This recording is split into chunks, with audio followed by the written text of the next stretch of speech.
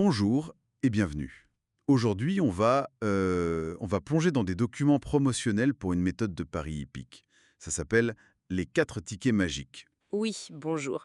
Effectivement, un nom assez évocateur. On a donc un texte qui vend cette approche. Notre but, c'est de décortiquer un peu les promesses, de voir ce mélange annoncé entre expérience humaine et intelligence artificielle. Tout à fait. Essayer de comprendre ce qu'on propose concrètement aux passionnés de turf, quoi. Alors, le point de départ est quand même assez fort.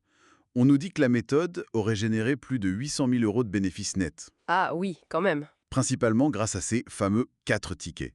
L'idée, ce serait donc d'allier 50 ans d'observation des courses avec la puissance de l'IA. C'est ça. Le chiffre est marquant, évidemment. La base, ce serait une observation attribuée à un certain Pierre Calvette D'accord. sur la fréquence d'arrivée des 4 premiers favoris. Alors, le premier arriverait 4 fois, les deuxième et troisième 3 fois, et le quatrième 2 fois. Sur une période donnée, bien sûr. Et cette structure serait stable depuis 50 ans. C'est ce qui est affirmé dans le document, oui. Une stabilité sur un demi-siècle. 50 ans, c'est énorme dans le monde des courses. Ça évolue tellement vite, non? Les lignées, les entraînements. C'est une excellente remarque. Effectivement, le document affirme cette stabilité, mais sans forcément fournir une démonstration statistique très poussée, quoi. Ça laisse un peu la question ouverte. Et c'est là que l'IA entre en jeu. Oui, c'est sur cette base-là que l'IA interviendrait pour ce qu'ils appellent une optimisation par heuristique. Optimisation par heuristique. Bon, ça sonne très technique. C'est quoi, concrètement?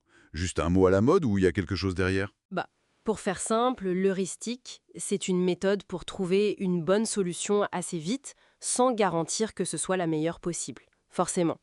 C'est pratique pour les problèmes complexes. D'accord. Donc ici, l'IA aurait aidé à trouver un dosage parfait pour jouer ses favoris en minimisant le nombre de tickets, apparemment, après des allers-retours avec l'observateur humain. Des échanges basés sur cette observation de départ, le 4-3-3-2. Exactement. Le texte insiste sur le fait qu'il faut savoir poser les bonnes questions à l'IA, mais bon, ça reste assez flou sur le processus précis, les données utilisées au-delà de cette fréquence. Ok, Et donc tout ça, ça aboutit à la formule des 4 tickets magiques. Simple, révolutionnaire. C'est comme ça que c'est présenté. c'est ça. La promesse, c'est de maximiser les gains tout en réduisant les mises. À partir de 4 euros seulement. 4 euros, oui.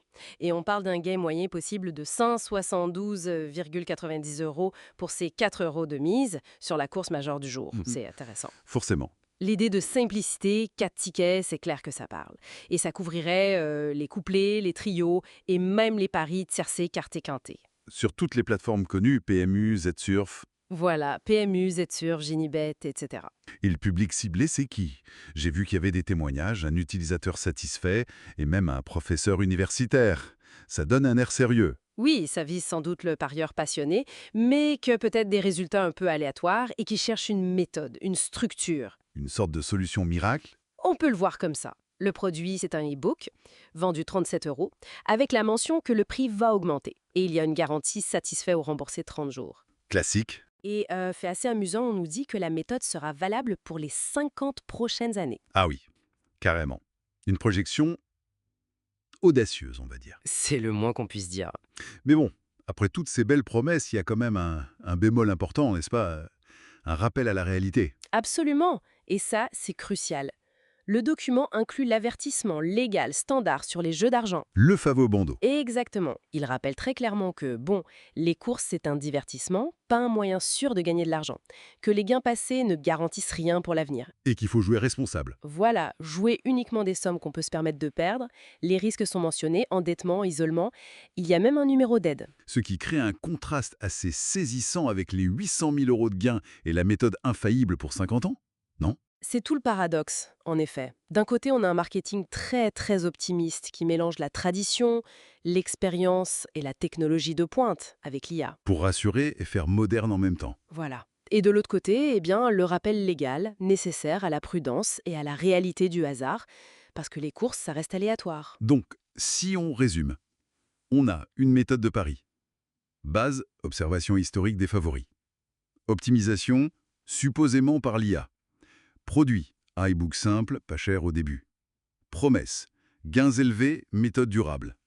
Mais Mais attention au risque du jeu comme toujours, c'est bien ça. Ce qui est intéressant, c'est cette construction narrative, comme vous disiez. Oui, L'alliance de la sagesse ancienne, l'observation sur 50 ans, ça a un côté rassurant, et de la modernité absolue, l'IA, qui fait sérieux et efficace, pour proposer une solution qui paraît presque magique à un problème complexe. le vernis technologique de l'IA sert d'argument, même si on ne sait pas trop comment elle fonctionne vraiment ici. C'est souvent le cas. Son rôle précis reste assez peu détalé. Et l'avertissement final, lui, il est bien là pour rappeler qu'il y a une part d'aléa qu'on ne peut pas éliminer. Du coup, une dernière réflexion peut-être. Face à ces systèmes qui mettent en avant l'IA, surtout dans des domaines comme les courses où le hasard est roi, mais sans vraiment ouvrir la boîte noire, comment on fait la part des choses entre une aide réelle à la décision et juste un argument marketing bien ficelé? C'est toute la question, effectivement. Surtout quand l'enjeu financier peut être important pour les parieurs, la vigilance reste de mise.